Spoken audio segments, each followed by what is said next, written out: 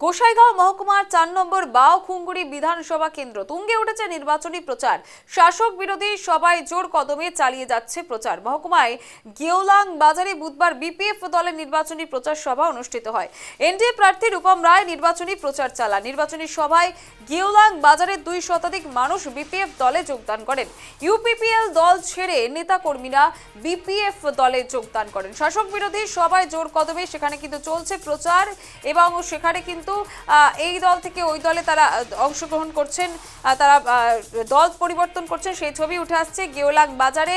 সেখানে ছবি উঠে এসেছে এবং দেখতে পাচ্ছেন যে তারা কিন্তু ইউপিপিএল ছেড়ে 2 শতাধিক নেতাকর্মীরা বিপিএফ এ তারা কিন্তু যোগদান করেছেন, সেই ছবি উঠে আসছে।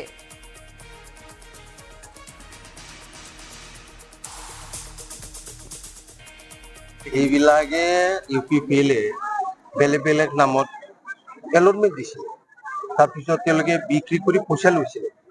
এতিয়া আমাৰ চৰকাৰ অহাৰ লগে লগে ব্ৰিটিছৰ চৰকাৰ পৰা চব এইটো কেঞ্চেল কৰা হ'ল, ষ্টপ কৰা হ'ল আৰু আমাৰ এতিয়া চাৰ্কেলত দিছে। আমি ইলেকশ্যন পিছত এইটো স্ক্ৰুটিনি কৰিব। আমি নতুন যিটো ময়ো লেণ্ড এডভাইজাৰ কমিটিৰ চেয়াৰমেন হয়, গতিকে আমি এতিয়ালৈকে এইটো হাত দিয়া নাই, কিন্তু আমি এছ টি চি চাহাবত বাইদেউক কৈ এইটো ষ্টপ কৰি ৰাখিছো।